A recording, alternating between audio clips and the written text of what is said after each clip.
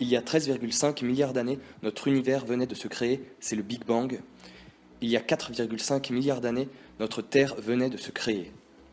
L'histoire de l'humanité a connu 4 grandes révolutions et on va les voir en détail. En premier, il y a eu la révolution cognitive, 70 000 ans avant Jésus-Christ. Ensuite, la révolution agricole, 12 000 ans avant Jésus-Christ.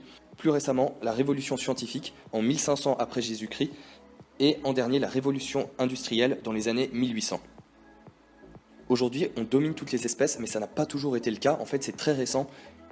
Il y a 100 000 ans, justement, on était des singes qui se baladaient dans la savane et on pouvait se faire dévorer à n'importe quel moment par un fauve, un lion, une bête sauvage, etc. Et c'est seulement il y a 100 000 ans, on s'est propulsé d'un coup, on est passé du milieu au sommet de la chaîne alimentaire. Moins 70 000 ans avant Jésus-Christ, c'est la révolution cognitive. Il faut une tribu pour élever un homme et l'évolution favorisa ceux qui sont capables de nouer des liens sociaux très forts. Il y a 70 000 ans, 3 espèces d'hommes vivaient ensemble, les sapiens, néandertals et les dénisoriens. Les 3 ont vécu ensemble et seulement les sapiens ont survécu. Donc on est tous descendants des Homo sapiens. L'homme est un animal social. La coopération sociale est la clé de notre survie et de notre reproduction. On arrive à coopérer en grand nombre car on croit à la fiction, à des mythes. Peugeot existe seulement dans notre imagination. Il s'agit de raconter des histoires et de convaincre les autres d'y croire. Créer des mythes et inventer des fictions, c'est la meilleure coopération qui existe. Il y a 70 000 ans, donc, on était des chasseurs-cueilleurs, nomades, des marathoniens avec une dextérité physique incroyable. On avait peu d'outils, que l'essentiel. En 70 000 ans, notre cerveau a beaucoup diminué, parce que pour survivre, il fallait connaître l'environnement incroyablement bien, et du coup, ça demandait des qualités mentales exceptionnelles. Il y a 70 000 ans, chez les animaux, il existait beaucoup d'espèces géantes, et elles se sont toutes éteintes. Il y avait par exemple le paresseux terrestre géant, l'oiseau-éléphant, des mastodontes, des diprotodons, des kangourous géants et des serpents géants.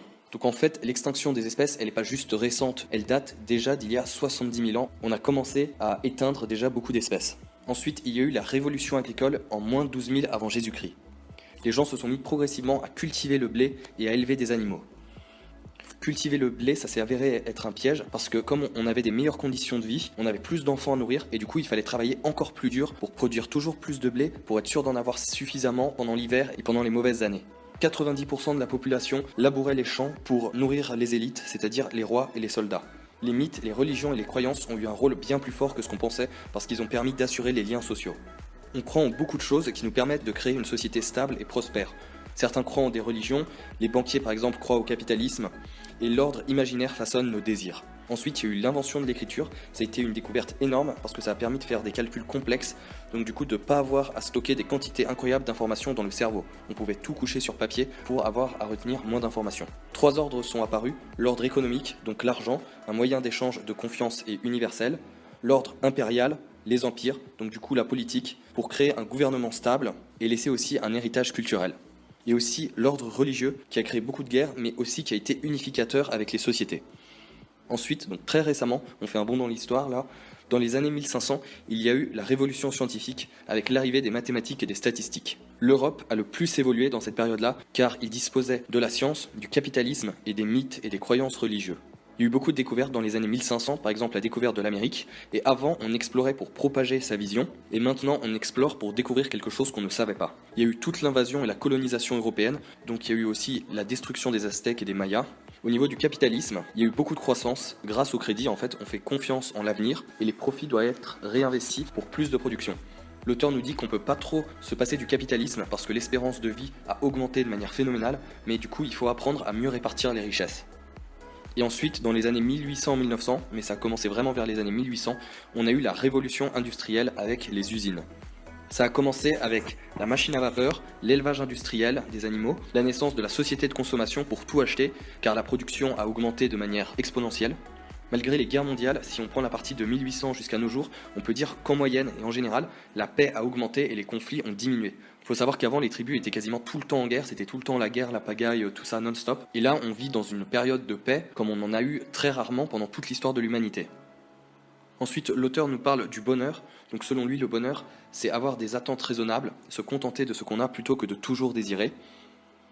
Et il nous donne une petite définition du bouddhisme. La souffrance naît du désir, on peut se libérer de la souffrance en vivant la réalité telle qu'elle est, sans aucun désir superflu. Et l'auteur, il finit par se poser la question, est-ce qu'on est plus heureux qu'avant, comme on a gagné en bien-être, en espérance de vie, en confort de vie, etc.